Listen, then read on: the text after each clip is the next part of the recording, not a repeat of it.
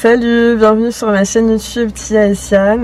Donc c'est ma première vidéo de l'année, donc bienvenue à tout le monde. C'est vrai qu'elle est un petit peu tardive, mais j'étais pas très bien dans ma tête, dans ma peau. J'avais besoin de temps pour moi, j'avais besoin de passer du temps avec mes amis qui m'ont beaucoup réconfortée, qui font qu'aujourd'hui je vis mieux. Et j'espère que vous allez très bien aussi, que vous êtes contents de me revoir, que je vous ai manqué au moins un tout petit peu. Moi, vous m'avez manqué, ne vous inquiétez pas, les bruits ça va s'arrêter, c'est une rue où il n'y a pas trop de passage. Donc voilà, moi vous m'avez manqué et je suis contente de revenir. Si à tout hasard vous venez de découvrir ma chaîne aujourd'hui par cette vidéo, bienvenue également, n'hésitez pas à vous abonner. Aujourd'hui ça va être une vidéo qui me tient énormément à cœur, qui va concerner la pousse des cheveux crépus, parce qu'il y a plein de mythes autour de la pousse des cheveux crépus et tous ces mythes créent des complexes, crée une pression. On se dit mais il faut absolument que ça pousse, ou si ça n'a pas poussé suite à l'utilisation de tels produits on culpabilise, on se dit qu'on a mal fait quelque chose, qui nous font dépenser du temps, de l'argent, qui nourrissent des espoirs, qui nous font dépenser de l'énergie, qui occupent trop notre esprit. Et vraiment vous allez voir que ces préoccupations sont totalement inutiles et stériles et ne mèneront à rien. Donc je tenais vraiment à faire cette vidéo. Alors comment se déroule la pousse des cheveux ? En fait, il y a ce qu'on appelle un cycle pilaire, c'est tout simplement la vie d'un cheveu. Donc le cheveu, il a une naissance, ensuite il a une croissance, donc il grandit, ensuite il stagne, il est arrivé à son stade où il a sa taille adulte, entre guillemets, où il a sa taille finale, et ensuite il meurt. Donc tout simplement, c'est le cycle de vie du cheveu. La première phase, ça s'appelle la phase anagène, c'est la phase de croissance, c'est-à-dire le moment où il sort du crâne et où il grandit, il pousse. Tout ça, c'est la phase anagène. Elle dure entre 2 ans et 7 ans, selon les individus.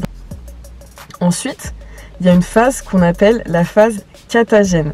C'est une phase pendant laquelle le cheveu a atteint sa longueur finale. Il va stagner pendant cette période. Et cette période, elle dure à peu près 2 à 3 semaines. Et ensuite, il y a la phase télogène. Donc c'est la phase de la mort du cheveu. Donc c'est-à-dire qu'en fait, le cheveu n'est plus nourri par le flux sanguin. Donc il devient de plus en plus fin, de plus en plus faible et finit par tomber. Voilà. Et une fois qu'il est tombé, il laisse place à un nouveau cheveu sur le même bulbe qui recommence son cycle pilaire. Et en fait, ce que je voulais vous expliquer, que j'ai appris, c'est que tout ça, c'est déterminé par la génétique. C'est-à-dire qu'il y a des individus, leur phase anagène, donc leur phase de croissance, elle va durer 2 ans. Et au bout de 2 ans, peu importe ce qu'ils font, qui mettent de l'huile de ricin, qui mettent le produit américain à la mode, qui mettent le karité, qui mettent ce qu'ils veulent, leur génétique a déterminé qu'au bout de 2 ans, leur cycle était terminé et que le cheveu va mourir. Il y a d'autres personnes, leur cheveu va pousser pendant 3 ans, 4 ans, 5 ans, 7 ans. Donc vous imaginez bien que la personne dont les cheveux meurent au bout de 2 ans n'atteindra jamais la longueur de la personne dont les cheveux meurent au bout de 7 ans. Deuxième élément qui est déterminé par la génétique, c'est le nombre de centimètres de pousse par mois. Donc pour tout individu de cette planète, c'est environ 1 cm par mois. Sauf que, par exemple, il y a certaines personnes, ça va être 0,8, il y a d'autres personnes, ça va être 1,2, 1,3, 1,4, vous voyez. Je vais vous prendre 2 exemples extrêmes. On va prendre l'exemple d'une femme africaine qui a 0,9 cm de pouce par mois pendant 3 ans. Et ensuite, son cycle est terminé et le cheveu repousse. Donc, on va faire l'opération ensemble. Alors on va faire 0,9 fois 12, ça veut dire que sa pousse est de 10,8 cm par an, fois 3, en 3 ans elle aura 32 cm. Donc son maximum, son potentiel maximum, il est de 32 cm parce que c'est déterminé par sa génétique. Et de toute façon, une fois que son cheveu aura atteint 32 cm, le bulbe va mourir et laisser place à un nouveau cheveu. Donc ses cheveux ne dépasseront jamais ces 32 cm.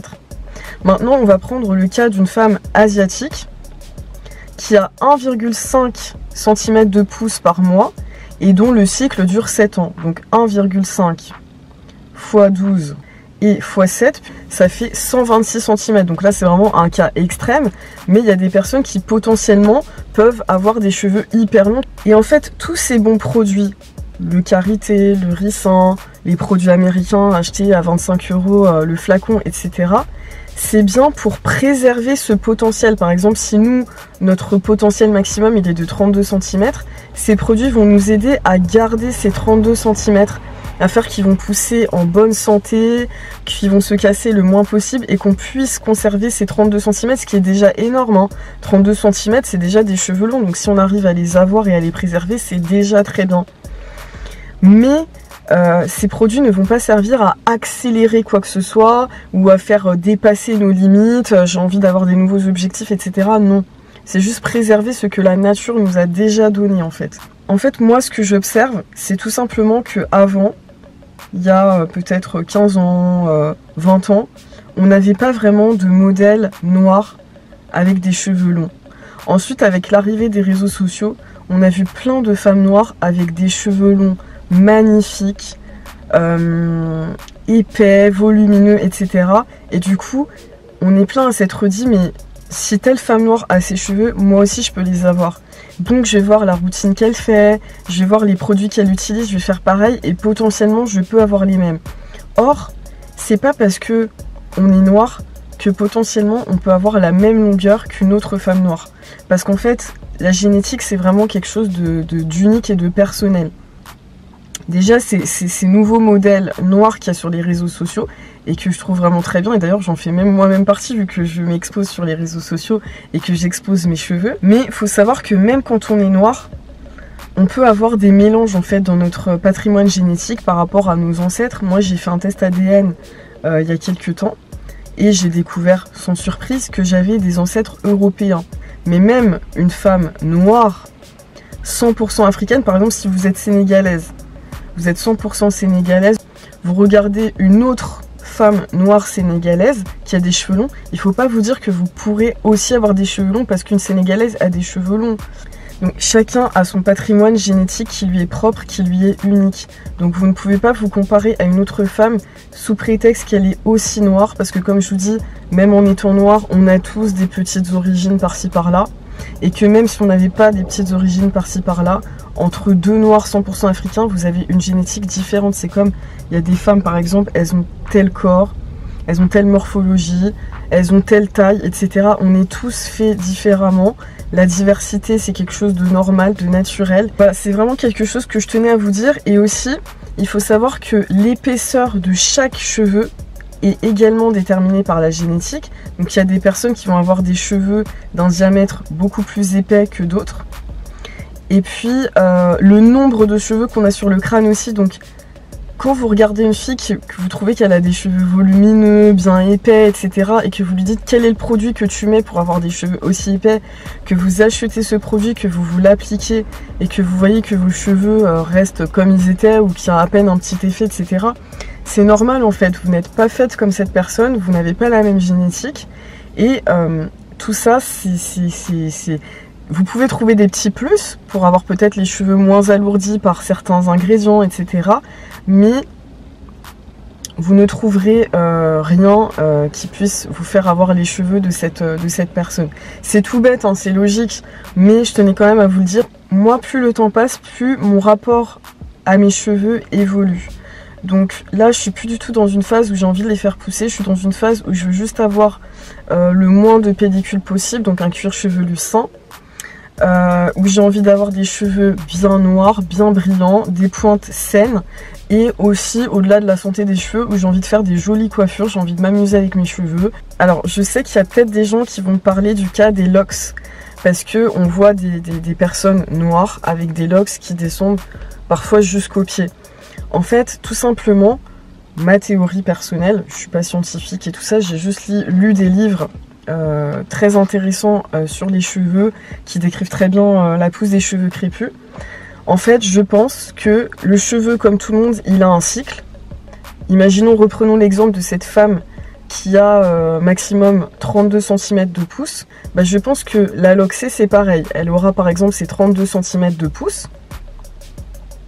Et ensuite, le bulbe va s'arracher, il va tomber. mais les cheveux sont loxés. Donc lox, c'est noué en fait, vous voyez.